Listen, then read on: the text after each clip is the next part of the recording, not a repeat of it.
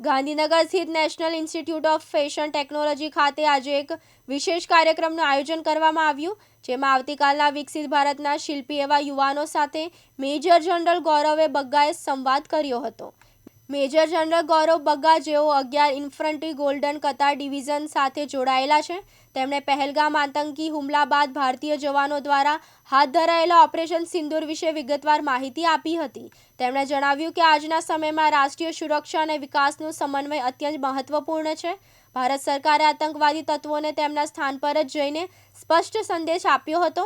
તેમણે વધુમાં ઉમેર્યું કે ઓપરેશન સિંદૂર હજુ ચાલુ છે અને આંતરરાષ્ટ્રીય સ્તરે ચાલી રહેલી પ્રવૃત્તિઓનો યોગ્ય જવાબ આપવાનો દૃઢ સંકલ્પ ભારતીય સેના ધરાવે છે. Very soon we would be becoming the third largest economy in the world by surpassing Germany. And without the contribution of our armed forces, this would not have been ever possible, because the contribution of our armed forces is beyond any comparison. हमारी armed forces के साथ की जो contribution है, we all as a nation we are all set to become a विकसित Bharat by 2047. By 2047 we aspire to a विकसित Bharat. And विकसित भारत के हमारे प्रधानमंत्री जी ने 4 पिलर्स के वर्णन किया है.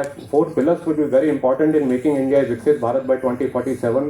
Firstly, he has mentioned youth, women, and then farmers and poor. I am very fortunate that I am addressing 2 pillars of this Viksit Bharat today, youth and the women I am addressing today. But at the same time, I would like to make a very informed decision, and I would like to make a very informed statement that without the contribution of our armed forces, we would never realize the dream of making India a Viksit Bharat by 2047. हमारे armed forces का इतना बड़ा योगदान है, जो हमारे को एक सम्मान भी देता है, हमारे को कॉन्फिडेंस देता है, और जिस दिशा से हमारा देश इस वक्त चल रहा है, everybody is looking at our country right now, that is only because of the contribution of our armed forces. जिस पीस के साथ हम रह रहे हैं, जिस इकोनॉमिक डेवलपमेंट के साथ हमारी कंट्री इस वक्त चल रही है, बहुत बड़ा योगदान है उसमें हमारे आर्म्ड फोर्सेस का. We should never and ever forget to have the contribution of our Indian armed forces, and we are really grateful that Major General Gaurav Bagga sir has physically present here. He is physically present here, and he will basically tell us about the intricacies of Operation Sindoor. And now we would like to welcome Major General Gaurav Bagga sir with a round of applause. That Op Sindoor is still on. खत्म नहीं हुई है कहानी. वो एक picture में था ना, पिक्चर क्या कहानी, क्या पिक्चर अभी बाकी है. So we are looking and waiting for that बाकी वाली picture, because ये अभी ट्रेलर ही आया है. And Op Sindoor is important for all of us क्योंकि we all have lived through, and each one of us has seen Op Sindoor जो उसके mobile पे दिखा उसको. और हर मोबाइल पे ज़रूरी नहीं है कि आपने सेम चीज़ देखी हो. Each one, if I asked you here, will tell me a different story of how you perceive Op Sindoor. So Op Sindoor was not fought on the battlefield. It was fought in your and my mind.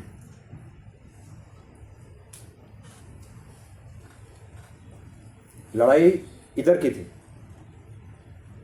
और जीत और हार इधर हुई, क्योंकि ground पे तो हमने prove कर दिया पिक्चर दिखा दिखा के कि पाकिस्तान ने जब मुंह खोला उसको एक प्रसाद दिया गया.